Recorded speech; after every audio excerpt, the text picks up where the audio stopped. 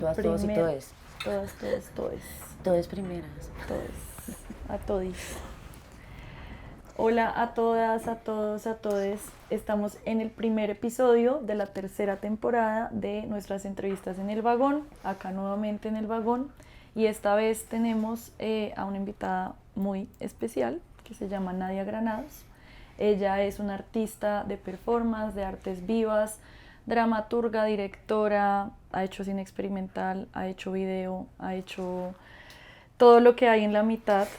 Es una de las performers, pues diría yo, más influyentes del país y del continente en ya casi 30 años de trayectoria artística.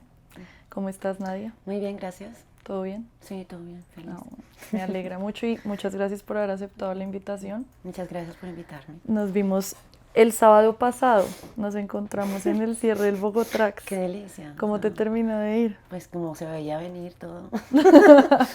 Pues se amaneció, se divirtió uno, se bailó bastante. Se agradeció asolió. a que la gente de Bogotá le metió la ficha y fue un gran festival. Sí, Precioso. Nos vimos por ahí algunos días del Bogotrax, que siempre es tan increíble y convoca también un parche muy increíble, ¿no? Y yo pensaba haciendo esta entrevista que por ahí hemos coincidido en espacios como de la escena under, sobre todo como de la escena electrónica. Y siento que has sido cercana durante muchos años a esa escena o has hecho parte incluso. Por ejemplo, V-Clip te hizo la música de colombianización. Y quería preguntarte un poco cómo esa relación tan cercana que tienes con el underground bogotano, ¿cómo ha alimentado tu obra o te ha planteado preguntas, reflexiones sobre tu práctica artística? No sé, de pronto me ha distraído. De pronto a mí me gusta distraído. mucho la música electrónica, me encanta. Y tengo muchos amigos que trabajan en ese ambiente, pero no es como el lugar donde yo ejerzo mi trabajo realmente artístico. O sea, me encanta la fiesta, y me encanta la fiesta de música electrónica.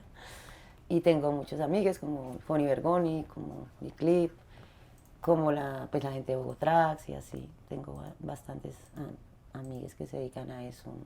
Fiolinda Marcela, claro. O sea, sí tengo muchas personas. Y creo que coincide mucho también como con un espíritu que uno tiene, ¿no? De energía vital, pero pues lo que yo hago está más vinculado a otros tipos de espacios y no sabría cómo enlazar la relación como entre la fiesta y lo que hago.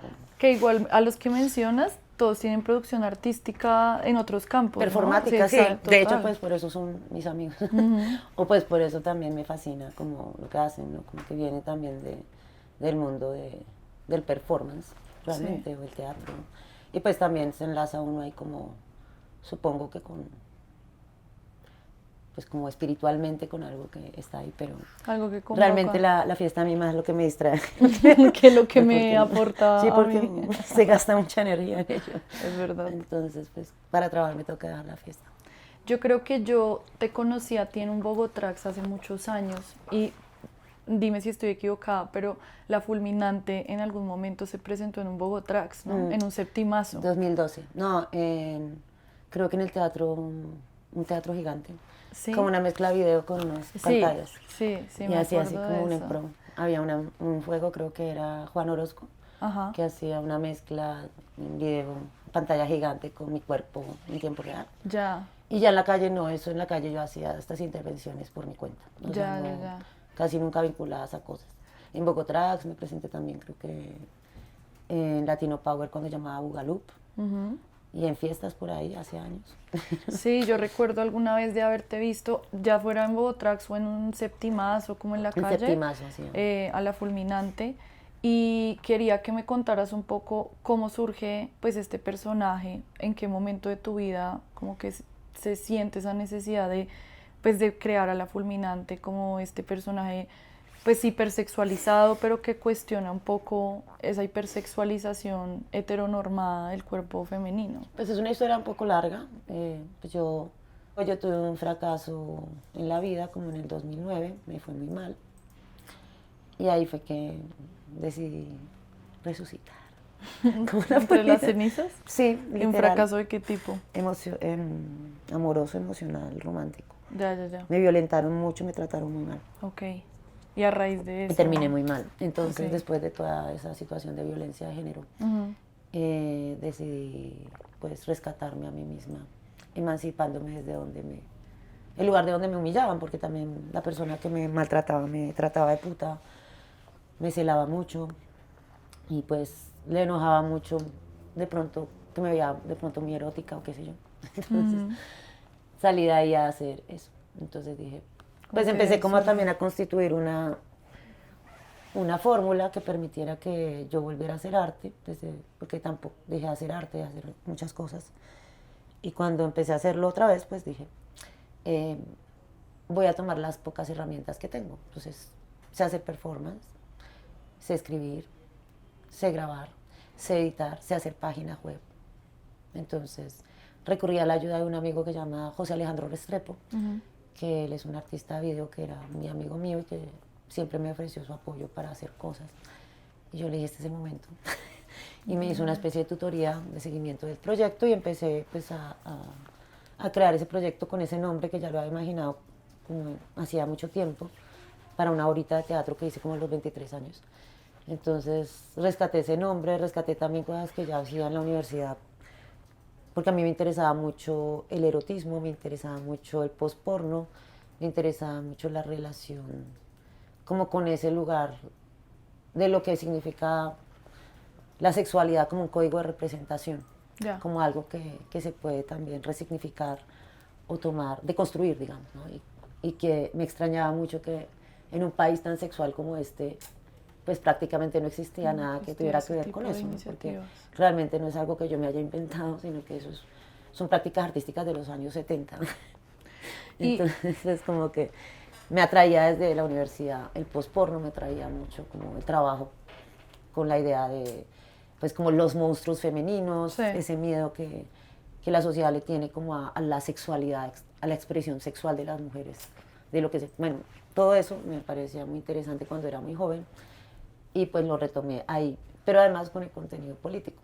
Claro. Entonces era como una cosa que yo sabía que iba a ser como interesante fusionar dos cosas que usualmente no se ponen juntas, que son esos pensamientos que tienen que ver con las izquierdas, con la revolución y lo sexual, porque lo sexual sí se asocia usualmente al capitalismo, ¿no? El capitalismo sí que vende sus ideologías mucho con el sexo, pero los pensamientos de disidencias y etcétera, pues usualmente no se asocian a eso.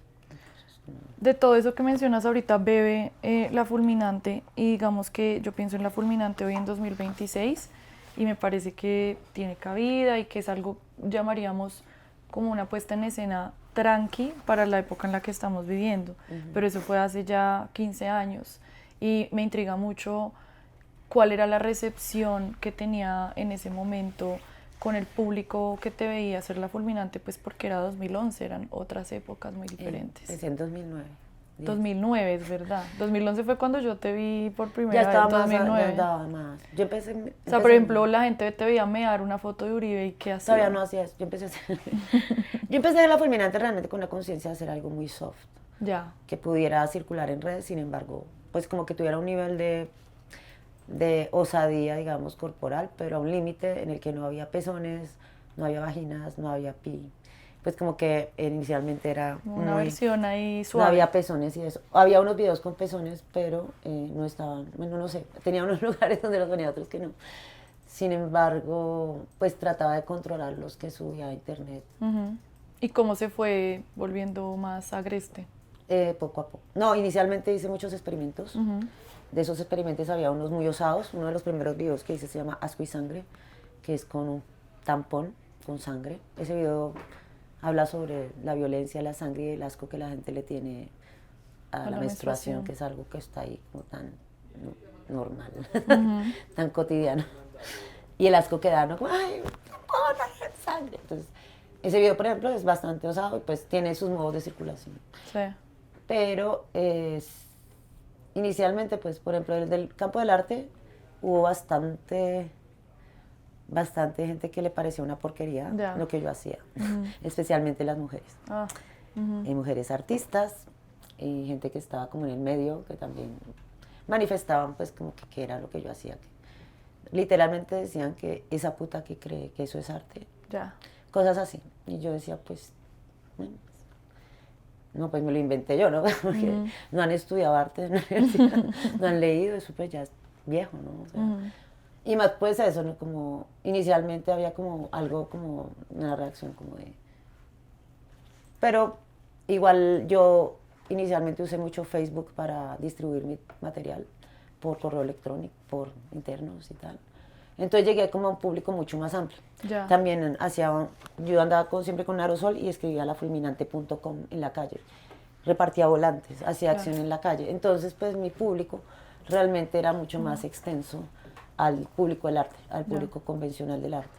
Y poco a poco también empecé como a ganar reconocimiento en el campo del arte, ganándome convocatorias y becas. La primera que me gané fue como a estrategias web, en el año 2010. Era un arte y estrategias web que no era tan común realmente. Y es extraño que todavía no es común. O sea, todavía no es casi proyectos de arte y web. Y web, es verdad, que es algo que tú sí manejas a para mí lo era largo muy de tu claro. obra. Sí. De hecho, para mí era muy claro como tener herramientas como el video performance, el performance en calle, la gráfica. Y la difusión igual. Y la difusión también, ¿no?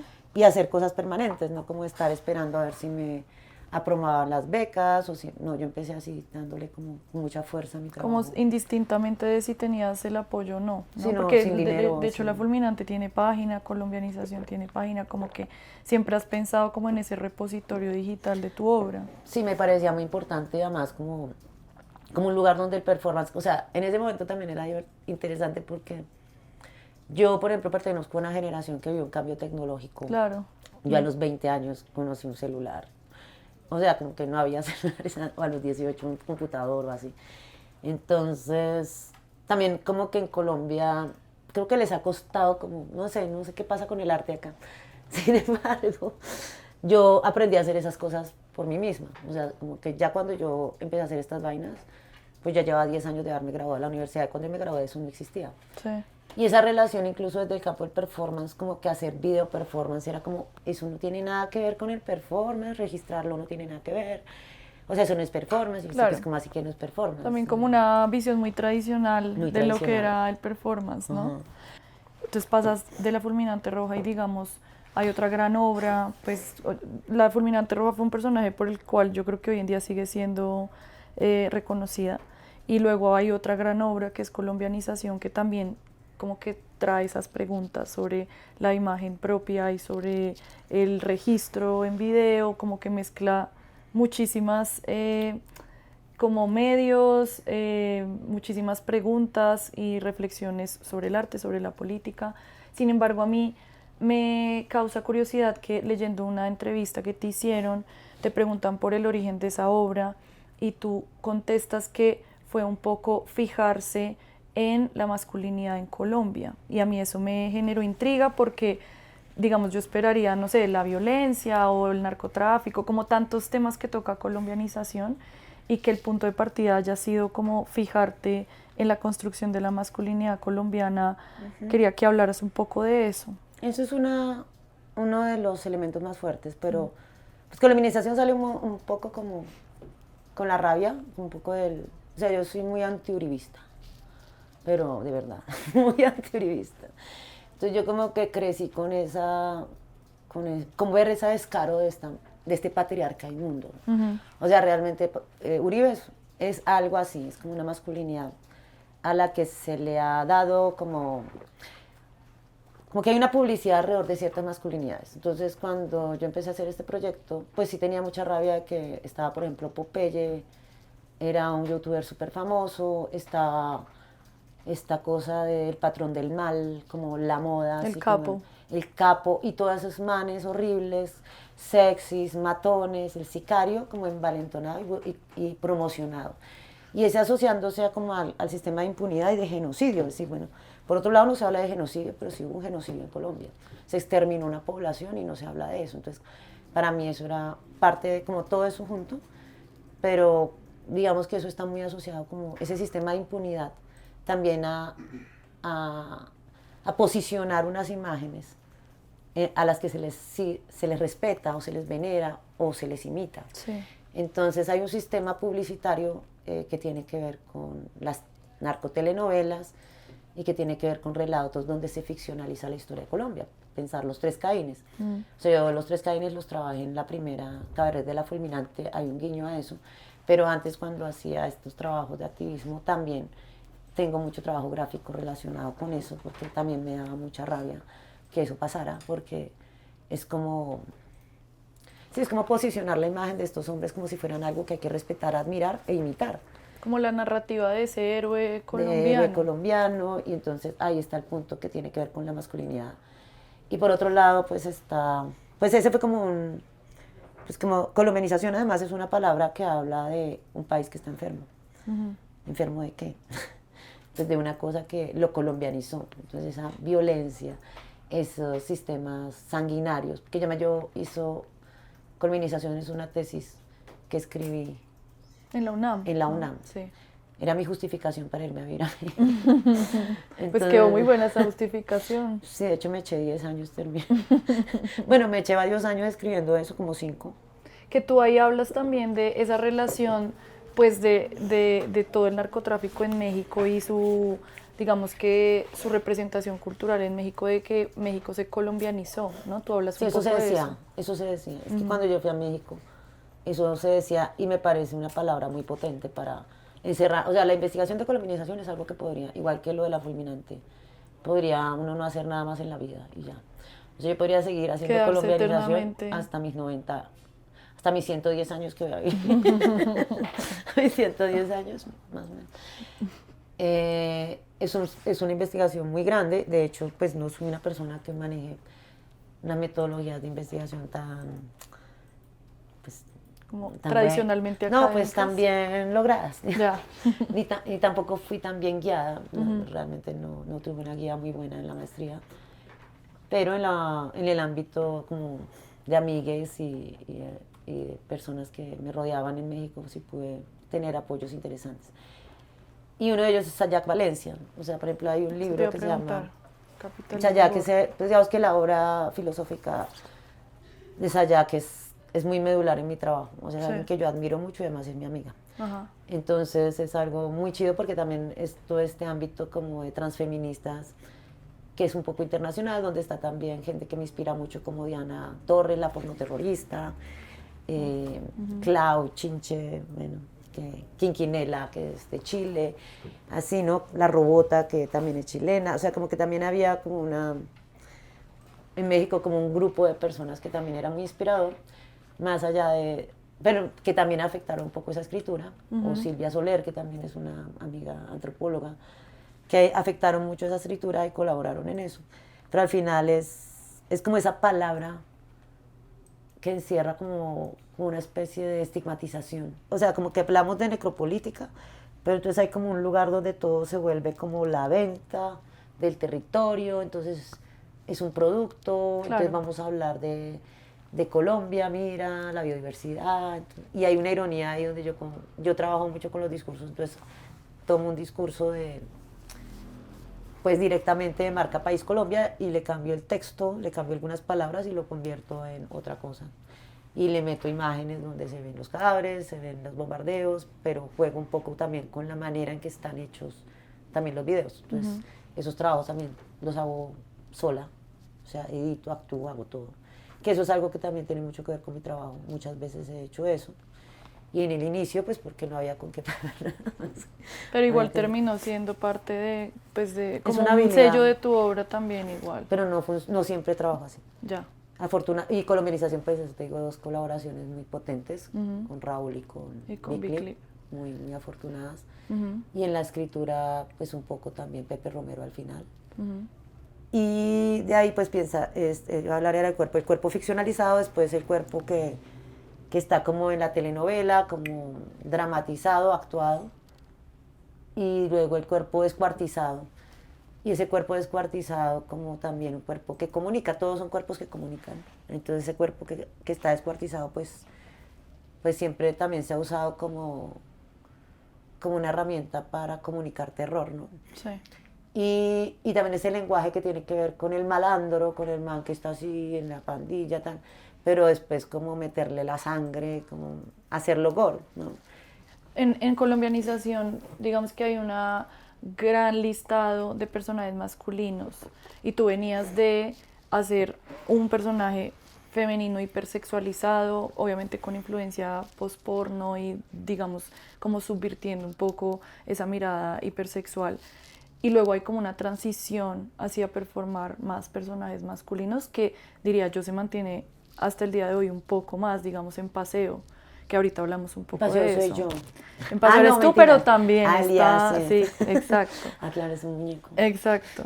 Y entonces ahí me pregunto cómo esa transición quizá como de querer performar más personajes masculinos, también por ese análisis de la masculinidad del cual acabamos de hablar. Pues pues inicialmente me llamaba la atención como faltarle respeto a los hombres y burlarme un poco de su masculinidad, porque pues hace falta, y sobre todo a los hombres que tienen poder o quieren ejercer el terror.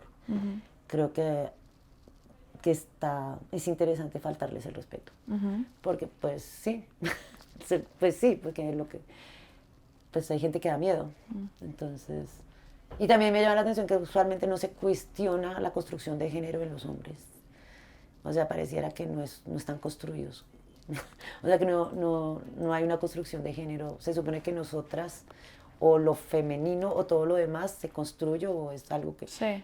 Y esto es como que sale. Pareciera que sale de fábrica. Sí, salen de fábrica, sí. Sí. Y entonces hay que ver, pues es evidente que no. Es evidente que todos tenemos una construcción de género. Y en ellos pues también está esta cosa atravesada por la violencia, por ser el macho proveedor, por demostrar masculinidad, pues es algo que ya también, pues eso ya se estudia hace años. Sí. Y me parece pues interesante como jugar como con eso. Y ahí pues ahorita también como la Fulmi, la rescaté hace 2 años, no sé si viste la expo que hicimos ahí con Pepe Romero en la Galería Santa Fe, que fue traer un poco como una mirada sobre ese archivo. Y una nueva versión del cabaret realizada hace 2 años, que también tiene como unos gestos aún más, bueno, eso, de orinarse, como más pesaditos, pero más pesaditos.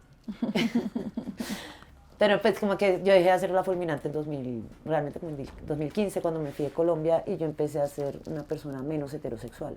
Yeah. Porque yo antes era mucho más heterosexual. Entonces me desestabilicé un poquito, me desestabilicé bastante. Me estabilicé bastante. Entonces ahí hubo unas exploraciones también personales conmigo mismo.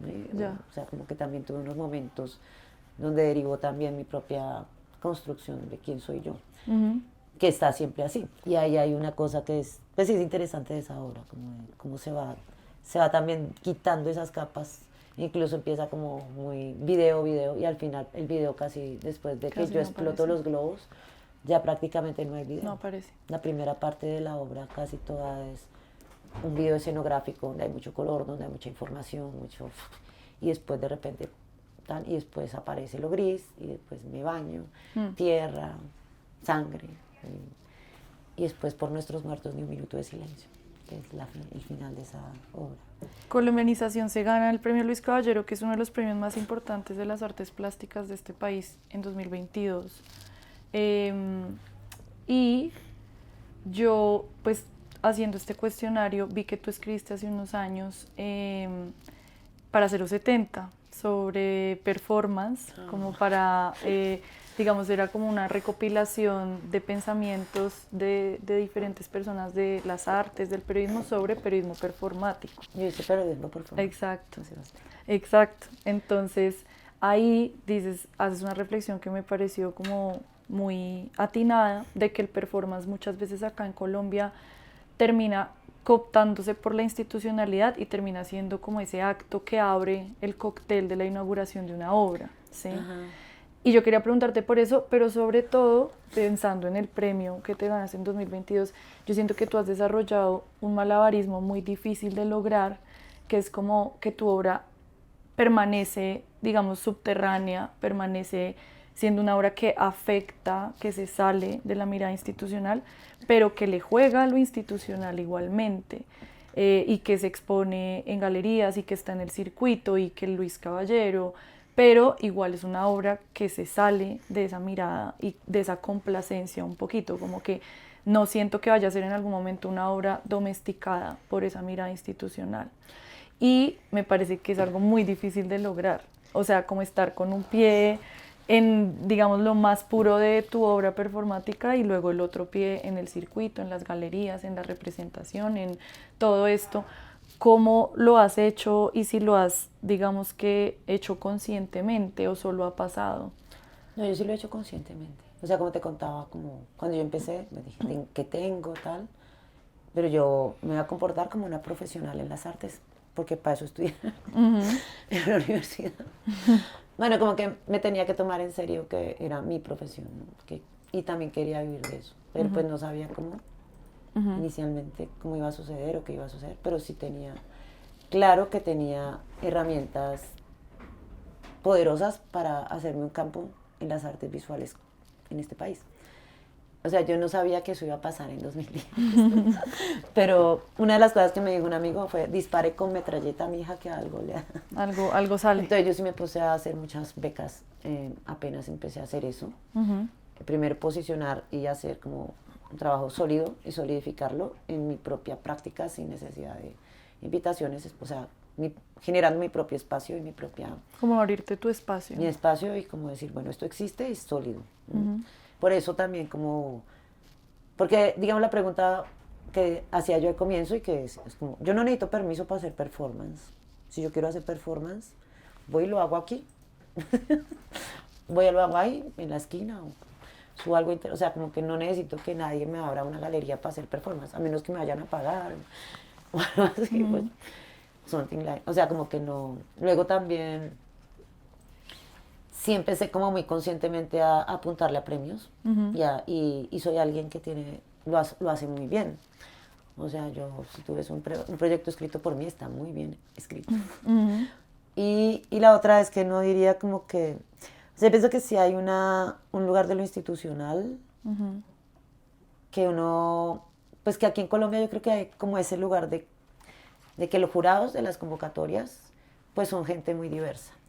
Así como tú te puedes ganar los premios, las becas, te puedes no ganártelos. Depende de quién sea esa persona. Sí. Entonces creo que eso está desligado de decir que hay de artes o el Ministerio de Cultura quisieran determinado tipo de arte o impulsar determinado tipo de prácticas artísticas. Yo creo que hay un campo muy diverso en el que cabemos muchos. Y yo he tenido la suerte de que sí que me he ganado bastantes becas. Has tenido esa cabida ahí. Sí, y ha sido algo casual, que tiene que ver con la gente que investiga, la gente que está en la academia, la gente que termina siendo jurado de convocatorias, que es muy diversa también. Así como me he ganado cosas, otras veces no. Entonces, en ese sentido, creo que yo sí me he convertido como en una institución en arte. No, pero sí. Sí, Sí. y creo que nunca me han limitado absolutamente nada. O sea, realmente, por ejemplo, trabajar en la Galería Santa Fe, las 2 veces que trabajé fue un placer. Fue un gustazo, o sea, me trataron muy bien. Fue muy profesional todo el trabajo ahí, como las posibilidades de hacer, las posibilidades del espacio, las posibilidades del equipo profesional que me respaldó en las 2 ocasiones, ¿no? Fue un trabajo como sentirse como profesional en artes, como bien respaldado, como también tener presupuesto, todo eso es una cosa muy afortunada. Claro. Y creo que para mí, pues, haber aprendido también a apostarle a eso, porque yo también estuve renegando varios años de eso. O sea, me la pasé como de aplicar a becas y convocatorias. Ya. Como desde los 23 años, yo me gané premios como a los 23 ya estaba exponiendo individuales. O sea, o sea, desde que salí de la universidad ya ganaba. Ya empezaba a ganarme cositas. Pero yo después empecé a renegar de eso y renegué como 7 años. Pero renegabas de tener que hacer eso. Yo no quería hablar de arte, yo no quería meterme en exposiciones, yo no iba a cosas de arte. Yo me la pasaba pues como en esos espacios como de resistencia, movimiento social y tal. Me iba por allá a región, yo me la pasaba por allá en buses, yendo para allí, para allá, haciendo talleres, pancartas. Como saliéndose de los circuitos, de un circuito que igual siempre un circuito al que ha mirado de una manera diferente el performance también, como claro, su naturaleza. Que yo estaba renegando porque me sentía pues que no pertenecía, sí sentía que era muy gomelo, que era muy elitista y sentía que no había nada que hacer ahí. Pero ya cuando yo regresé, pues también había cambiado el mundo, porque ya para usted poner a circular su trabajo, usted no necesitaba que la gente le dijera, venga y exponga aquí en la galería, y le aplaudo y el curador lo trae y le pone en cuadros. El arte ya no era eso. Entonces ya cuando el arte tiene ese movimiento y usted mismo puede abrir su espacio haciendo cosas en internet, pues ya ya como que se perdía como esa relación de poder, ¿no? La relación de poder cambió y yo creo que eso fue muy afortunado en mi caso, porque tú ya también empiezas como a decir, sí, puedo hacer esto y lo que estoy haciendo está ahí en internet y tiene unos valores innegablemente, tiene valores artísticos, así a mucha gente no le parezca. Sí. En mi caso yo creo que lo que yo hice en esa época fue muy brillante, o sea, hablando en términos de videoarte.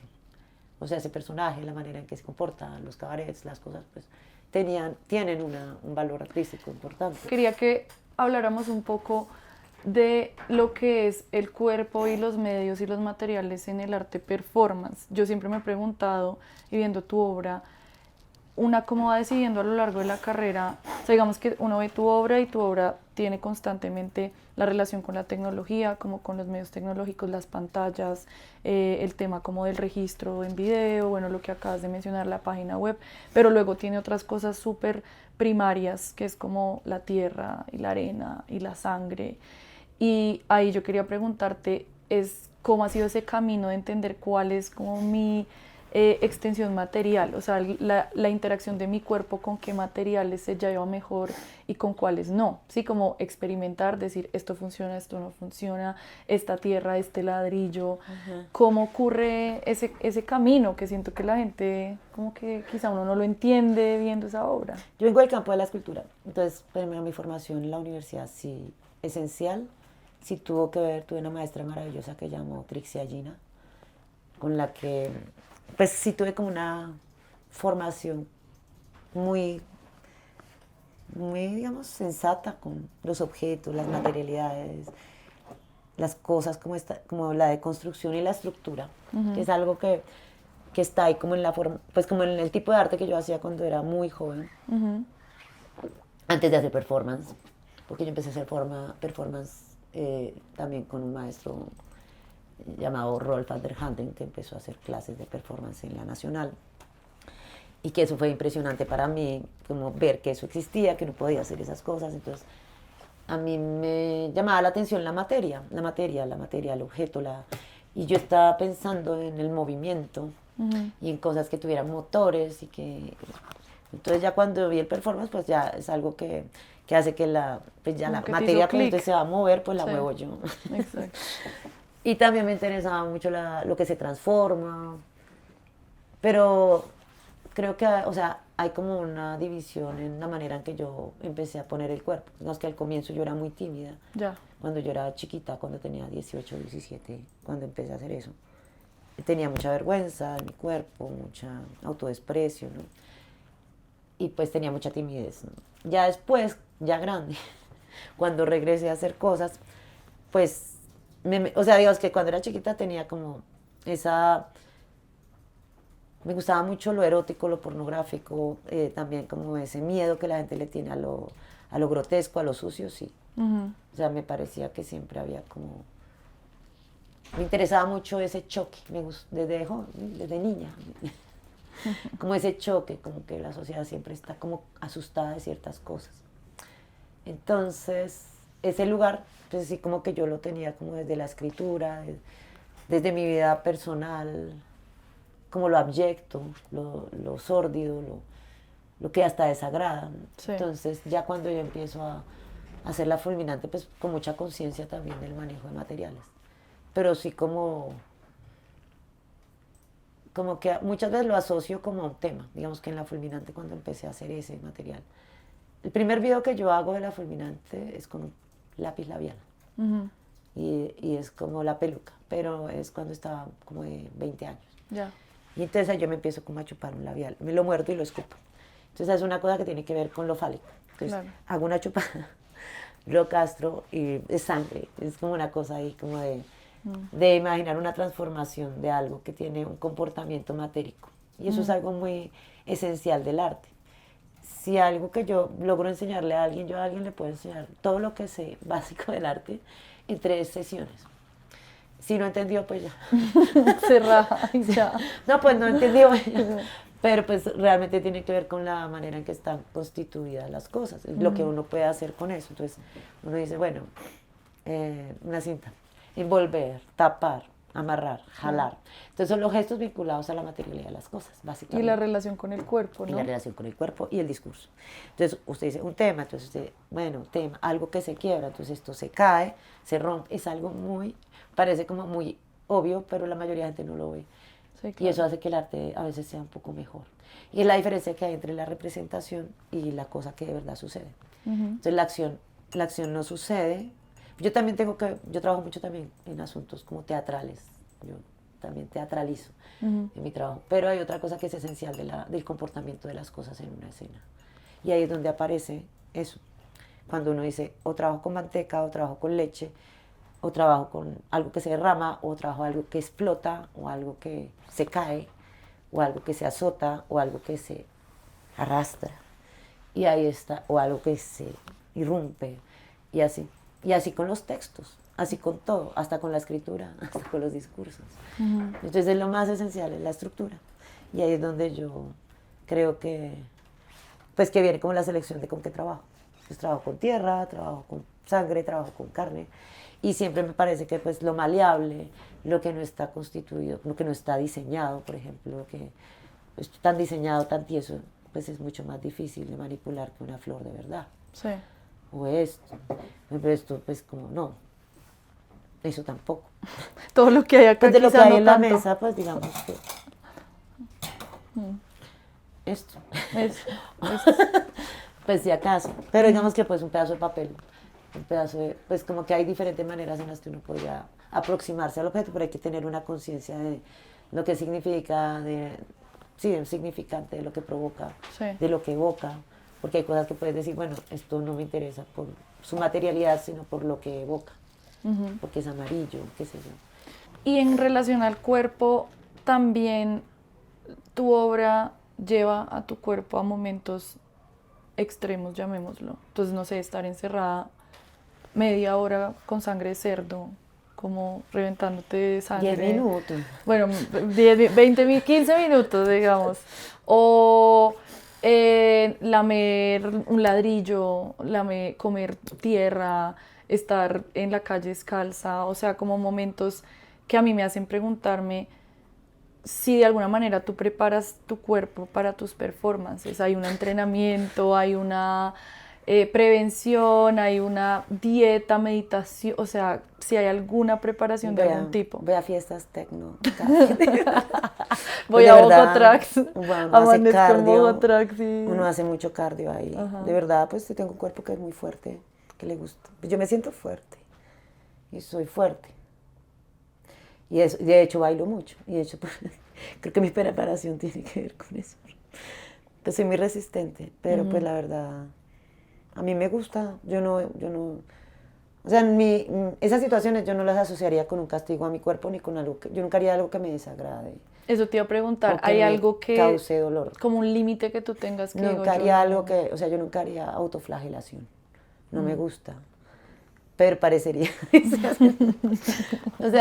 O sea, creo que lo que hago es como que hay una... Yo puedo soportar bastante y como que pues el olor a la sangre podrida no me asquea. De hecho, es algo que cuando yo salgo de esa bolsa llena de sangre podrida, siento algo muy potente. No sabría decir qué, pero creo que eso es como brujería. Y no voy a hablar más de eso, pero lo veo como más a un lugar de un poder que yo tengo en mi cuerpo, esencial, y que lo reconozco de verdad. Pero yo no entreno nada, no hago nada de entrenamiento, ni dieta, ni ayuno, nada. Sí, como que... No, duermo. Descansas lo normal y ya, digamos. A veces sí, también como para ciertas cosas sí, pues guardo reposo o pues no, dejo de salir tanto. Y ahorita, por ejemplo, para el nuevo trabajo creo que sí voy a empezar como a entrenar otra vez. Y a veces ocasionalmente en la vida entreno también. ¿Y entrenas qué? ¿Como ejercicio físico? Hago ejercicio físico, Ya, sí, voy al gimnasio, voy al parque a correr, cosas así, sí. Pero no es como que tenga una práctica juiciosa de eso.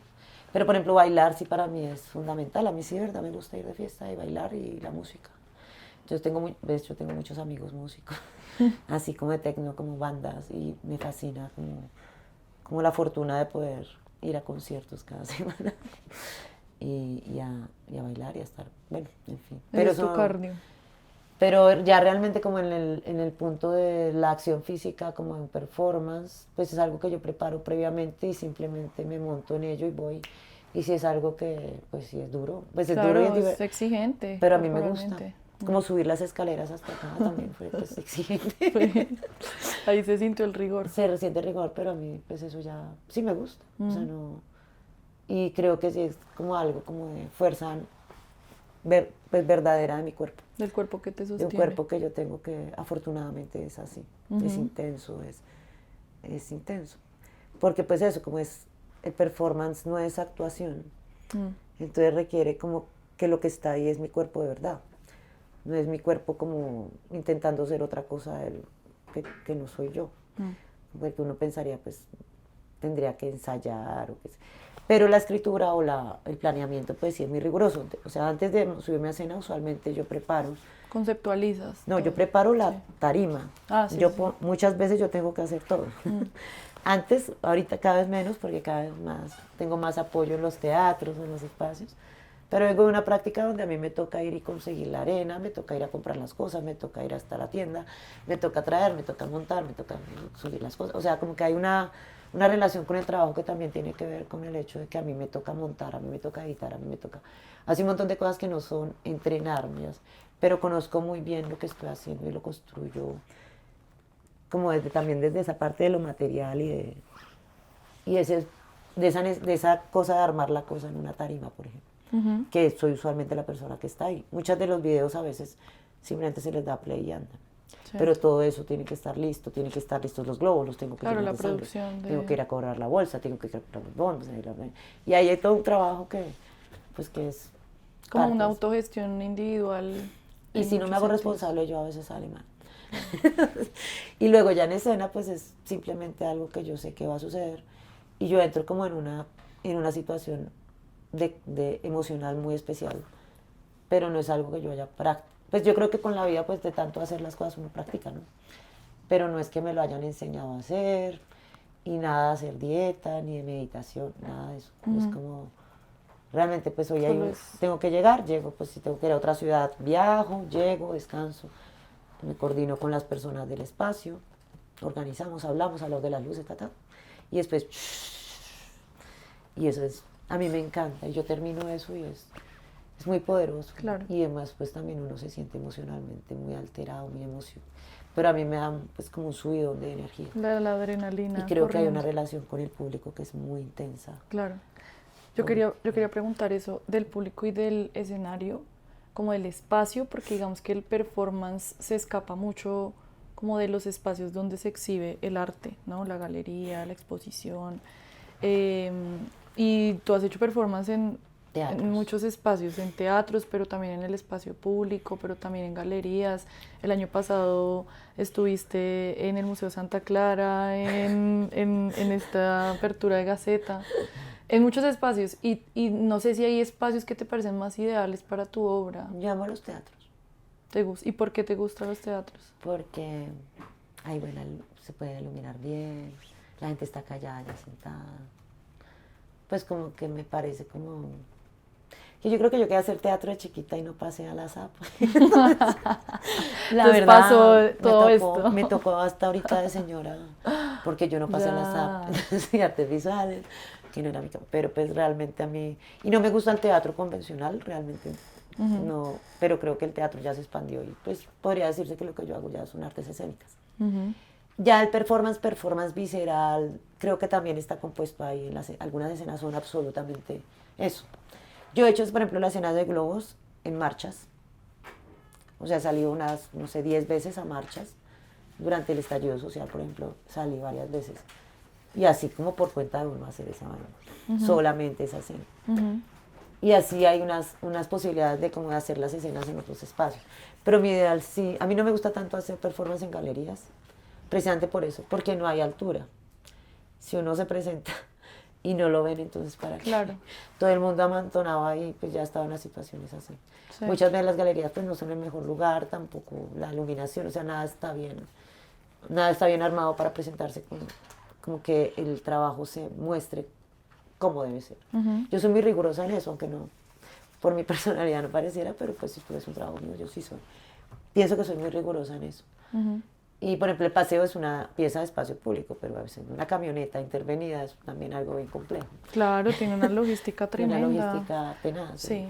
Yo quiero que hablemos un poquito de paseo, porque yo siento que es una obra muy bogotana. No sé, yo pues que estuve en una de las rondas y yo pues como bogotana, nacida en Bogotá y entendiendo un poco todo lo que significa esta ciudad, me pareció muy bogotana y me pareció como una crítica a esa fetichización que tiene la ciudad con los proyectos urbanísticos, con los proyectos de vivienda.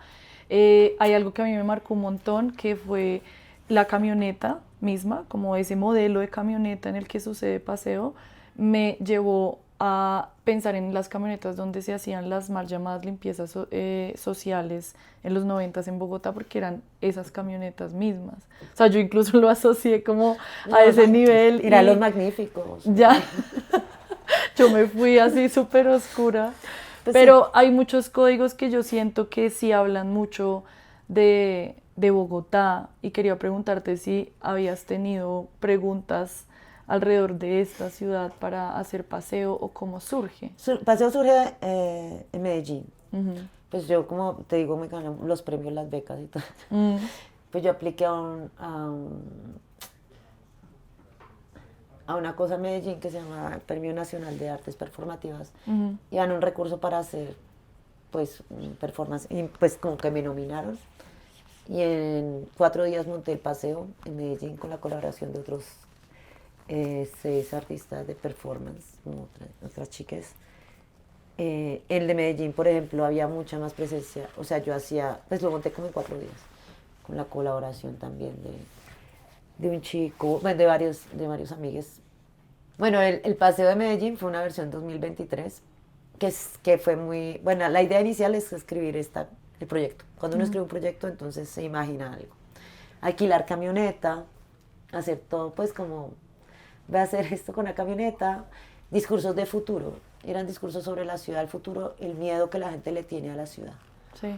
El hecho de que estás dentro de un carro y tú sientes que estás seguro, pero también ese miedo de subirte a un carro, a que te hagan un paseo millonario y cosas así. Y entonces hay como un juego como muy arbitrario, no, muy rápido, con archivos que yo ya manejaba, hacer ese trabajo muy rápido en Medellín, Sí. y lograr que saliera bien. Entonces también como un público que se sube a la camioneta y hay un recorrido. Entonces hace rato quería hacer un trabajo donde eso sucediera. Sí, hay una intimidad ahí muy fuerte. Sí. Muy Y además fuerte. o sea, yo diseñé, por ejemplo, en Medellín, pues eso todo fue muy rápido porque incluso yo estaba trabajando en Medellín haciendo un documental, estaba dirigiendo un documental allá. Y después de que terminé como la sesión, me tomé 4 días para hacer eso. Y tuve la fortuna de que pues, un chico llamado Julián pues, me ayudó a producir allá, que me presentaron, y pues me ayudó con toda. Pero era muy difícil hacer eso tan rápido. Y ahí aparecieron muchos amigues también como a colaborar, chiques que me presentaron. Pero también fue como muy rápido hacer una ruta en una ciudad que no conozco. Y también generar un video que no existía. Porque usted cuando hace un proyecto, pues dice, ay, sí, yo hago esto. Pero vaya y hágalo, y hágalo en 3 días. Difícil. Entonces fue así. Pero también era muy interesante, pues como hacer una ruta, y esa ruta, entonces usted de acuerdo a la ruta, tiene unas estaciones. Sí. Cada estación tiene como algo que sucede, entonces yo me basé mucho en cosas que ya había hecho y ya, para Medellín. Y tuve la fortuna de que me gané ese premio, que fue como algo muy afortunado, así. Y luego apliqué a la beca María Teresa Hincapié, y ya más complejo, Estación de la Sabana, no sé qué, más dinero. Y ahí fue que me metí en el rollo de esa camioneta, que pues era como esa visión de futuro. Es que a mí siempre me han gustado las pantallas, y lo aviso, porque yo vengo del siglo XX. Entonces cuando en el siglo XX veía el futuro, pensaba en proyecciones de video. Pantallas. Sí, en esa cosa, yo tengo una relación con eso muy interesante. Sí, sí, sí. Porque de verdad, la primera vez que vi un proyector de video, yo quedé fascinada.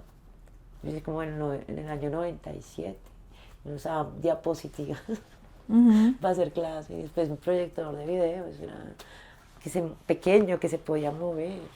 Entonces, como después las pantallas móviles también a mí bueno, creo que hay una fascinación con eso también. Y pasó, es una saturación de eso, ¿no? Es Sí. como pantallas pegadas en toda la camioneta, más Sí. las que están ahí. Y fue una modificación de una camioneta, Claro, eso fue una cosa una muy modificación interesante que hice intensa. con ayuda también de un amigo muy querido llamado Diego Vergara, que fue quien produjo y me acompañó como toda esa transformación de la cosa, pero luego también la escritura de ese recorrido, entonces hacer o sea, la ruta inicial era gigante, yo me iba a ir hasta el cementerio central, yo me iba a ir hasta Ya. el centro de memorias. Un paseo, Sí, literalmente. pero eso hubiera sido como mediodía, La gente ahí ya llevada al extremo. Pero este amigo me dijo, no, pues hágale el entorno a la estación de la La Sabana. estación de la Sabana. Y ahí ya había unas escrituras que también me colaboró Pepe Romero, que es un amigo con el que he trabajado varias veces en México, en algo de la escritura, y después yo pues tomé esta escritura, algunos datos de antes, y empecé a producir eso también muy rápidamente, pues porque también los proyectos a veces toman un tiempo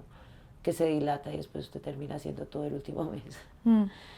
Y fue así, y la inteligencia artificial, ese personaje también como que venía de antes, pero aquí ya en la anterior era un muñeco genérico, en esta vez soy yo, se parece, es igualito a mí.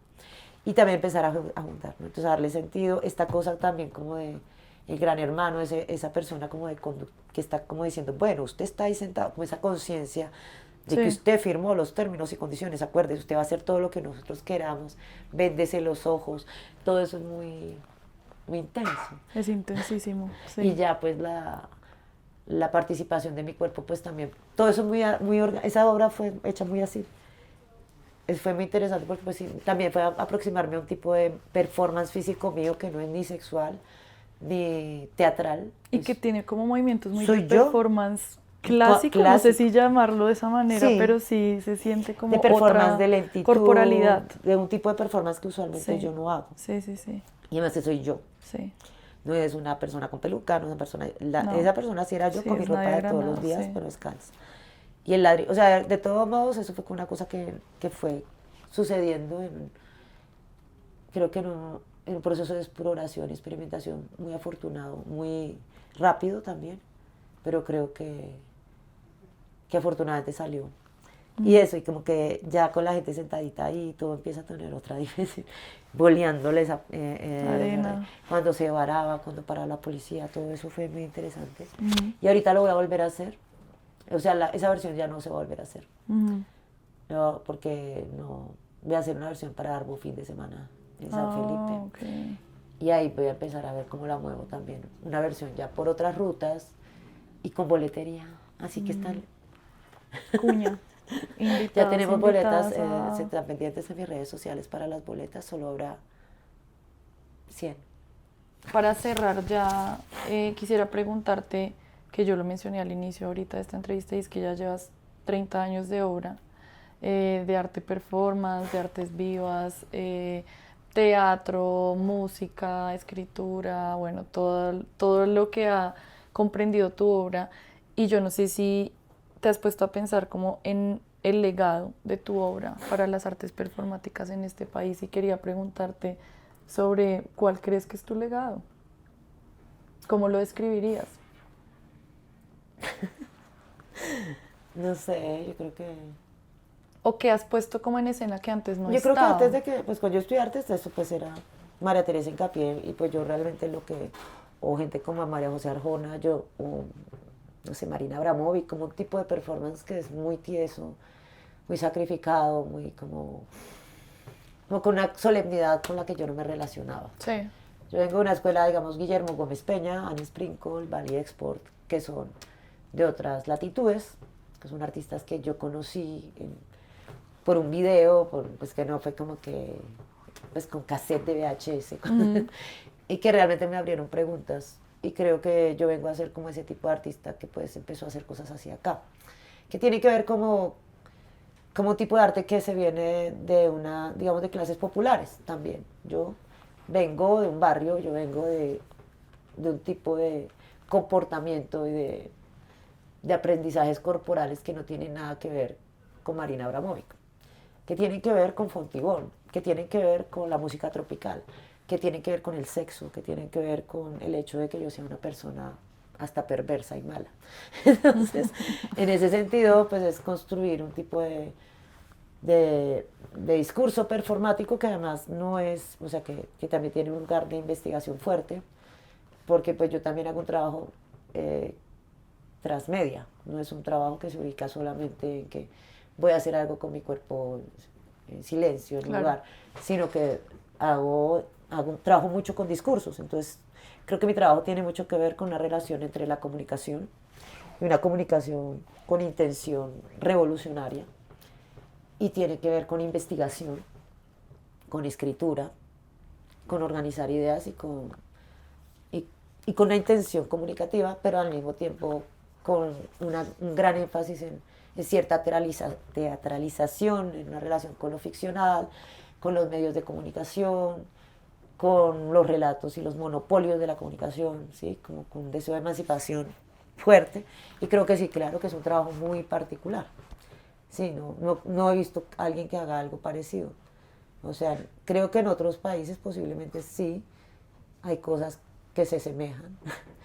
Por ejemplo, yo vengo pues como Guillermo Gómez Peña, como este trabajo con discurso, con un poco con la relaciones con lo identitario, ¿sí? Con la actuación, con un cuerpo muy poderoso también en esos términos, pero también en términos de escritura y de investigación.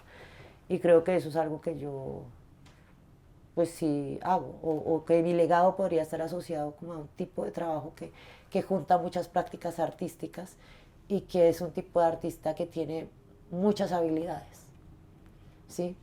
Yo creo que yo tengo muchas habilidades.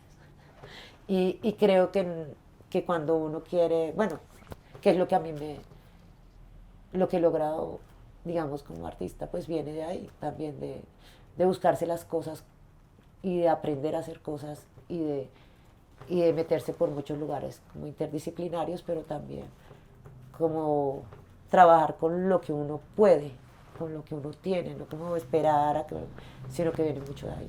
Y creo que si te fijas, de pronto si hay gente pues que ya lo hace. Creo que ahorita hay mucha más facilidad para hacer cosas que cuando yo estaba más joven. Cuando tú empezaste. Y para moverse, y para que las cosas se pongan en escena, porque ahorita hay más espacios independientes, ahorita hay más, sí hay una apertura mucho mayor a que el arte circule, incluso hacia otros países, ¿no? O sea, tú puedes darte a conocer o hacer giras de manera autónoma por otros lugares, irte a Europa, irte a viajar y tener lugares donde, porque hay internet, entonces hay unas maneras en las que uno también termina siendo como multitasking desde todo lo que tiene que ver con la producción de una obra hasta la puesta en escena, hasta sí, toda la construcción.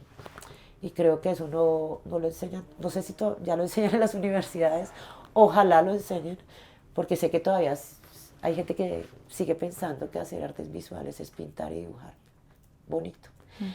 Y eso es chistoso porque pues ahí es donde uno dice, bueno, piénsate como los salones de arte joven. Parece arte a veces de los años 80 del siglo XX o de los años 50. O sea, a veces parece que estuviéramos en las vanguardias artísticas del siglo XX. Cosas así, ¿no? Y creo que me parece también extraño que con un adolescente como yo, digamos, haya tan poco arte que tiene herramientas, usa las herramientas como las uso yo. Porque a los niños les enseñan mi trabajo en la universidad. Entonces, sí, pues a estas alturas sí. Pues sí, hace rato. Entonces uno dice, pues hay muchas cosas que van más allá del tema de la obra y que tiene que ver también con las maneras en que se produce algo. Y con que el es recurso. El recurso, la manera en que uno usa los recursos. Entonces ahí hay. Y sí me gustaría finalizar haciendo una cuña. Pues, un momento de cuña, nuevamente. No me lo has preguntado, pero esa es una de las preguntas que usualmente cierran nuestra. ¿Qué estás haciendo ahora? Entonces estamos colaborando con el Frente Cumbiero y Diego Taborda, estoy muy feliz. ¿Qué están haciendo? Una colaboración pues como una conversación digamos, desde lo musical, Frente Cumbiero, Mario Galeano, Diego Taborda en lo visual, y Nadia Granado, la fulminante performance. Y vamos a trabajar la cúpula del Planetario Distrital. ¿Y eso cuándo se viene? Se viene el 8 de mayo. Entonces, creo que va a ser algo estoy muy emocionada de eso. Suena muy bien. Estamos trabajando también con Juana del Mar, como dramaturga. y creo que estamos haciendo algo muy increíble. Pues como que estoy muy emocionada porque ahorita pues efectivamente también estoy cuestionando mis propias prácticas y estoy colaborando con gente muy increíble. O sea, como estoy muy emocionada de colaborar con este grupo de personas, de amigos, y creo que vamos a hacer algo muy especial. Entonces, pues eso es como lo que viene, y también ahí pues como piensa uno en esas metodologías o esas maneras de hacer, ya de comunicarse con otros artistas en un momento de creación también es algo que es muy emocionante porque estamos haciendo laboratorio, estamos aprendiendo unos de los otros y estamos trabajando de una manera muy chida. Entonces estoy muy emocionada de eso. Que posiblemente va a ser algo como un guiño a la fulminante, de pronto no. Creo que la fulminante no va ahí, pero va a ser algo muy de materia, muy de objeto, muy especial. Bueno, suena muy chévere para ir y que anotemos esa fecha. Sí, anoten la fecha, 8 de mayo, es única presentación, ya saben todos. Brutal. Aquí, los que están acá. No, pues suena muy bien, la verdad. Pues Nadia, muchas gracias por tu tiempo, por aceptar esta invitación a abrir la tercera temporada en El Vagón. No, gracias a ti, hablamos un montón. Hablamos un montón. Qué rico. Chévere. Gracias. Gracias. Qué divertido.